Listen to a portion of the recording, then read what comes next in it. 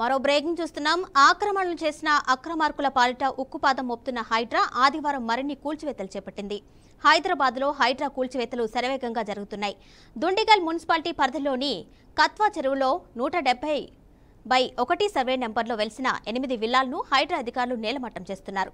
మల్లంపేట్ కత్వా చెరువు ఎఫ్టీఎల్ విస్తీర్ణం 142 ఎకరాలుగా ఉంది. అయితే ఈ చెరువును ఆక్రమించి అక్రమ కట్టడాలు చేసినట్లుగా హైడ్రా అధికారులు గుర్తించారు.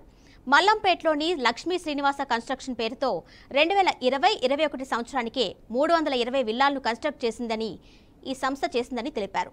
అప్పటికి 60 విల్లాలకు మాత్రమే హెచ్ఎండిఏ అనుమతి తీసుకున్న ఈ సంస్థ మిగతా వాటిని ఫోర్జరీ పర్మిషన్తో నిర్మించినట్లుగా ఆరోపణలున్నాయి. ఈ ఆరోపణలతో అప్పటి మేడ్చల్ కలెక్టర్ హరీష్ నేతృత్వంలో డిపిఓ ఆధ్వర్యంలో ఎంక్వైరీ చేసి 208 విల్లాలు ఇల్లీగల్ కన్స్ట్రక్షన్ అని నోటీసులు జారీ చేసి సీజ్ చేశారు.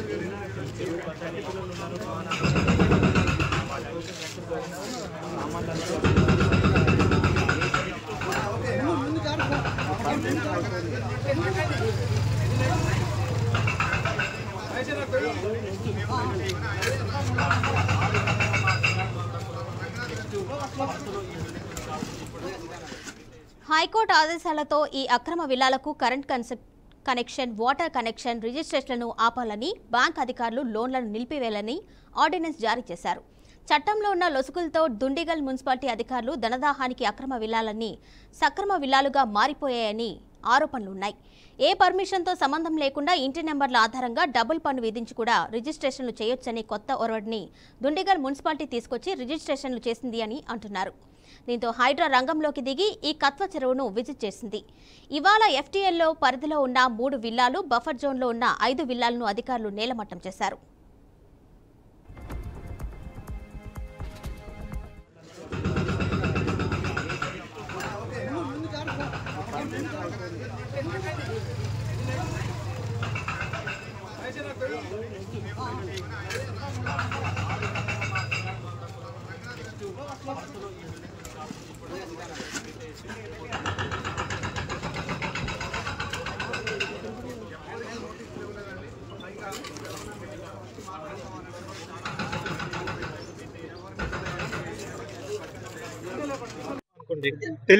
తెలిసి ఎవరైనా కొంటారా?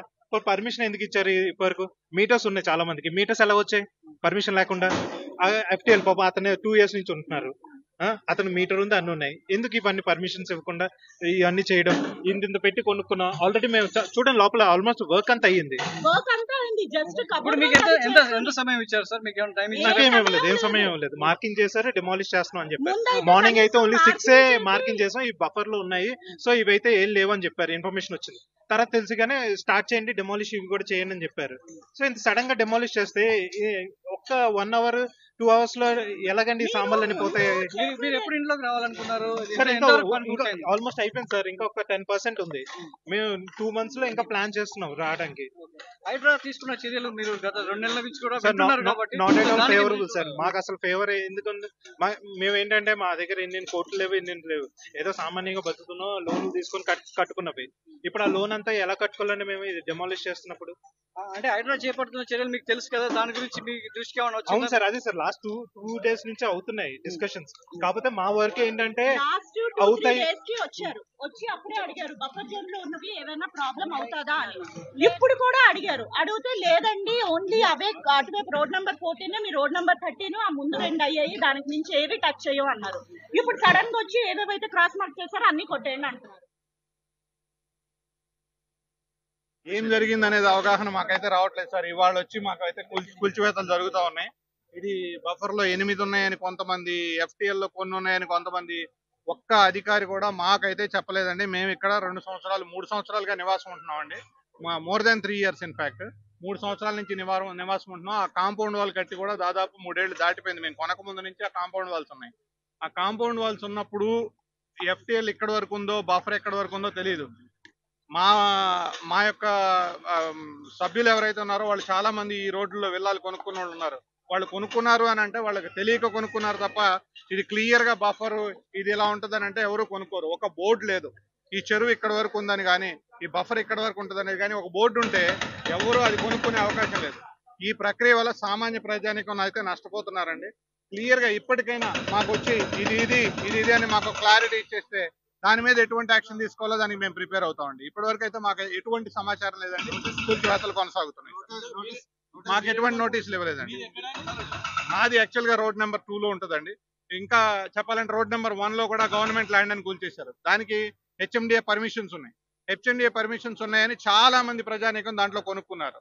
అది ఇది కలిపి మిక్స్ చేసి ఒక డిపార్ట్మెంట్ వాళ్ళు వచ్చి కూల్చేస్తారు, ఒక డిపార్ట్మెంట్ వాళ్ళు వచ్చి పర్మిషన్ ఇస్తారు. ఎటువంటి క్లారిటీ అయితే లేదండి. ఈ సంస్థల మధ్య ఈ అధికారుల మధ్య ఒక సమన్వయం ఉండి సంఘటితంగా మాకు ఒక నోటీస్ ఇచ్చి ఇది మీది కాదని చెప్తే మేము ఫర్దర్ గా బిల్డర్ మీద తీసుకోవాలి, ఎవరి మీద తీసుకోవాలి, మేము ఎటువంటి యాక్షన్ తీసుకోవాలి మేము చూసుకుంటాం. ఏం జరిగింది అనేది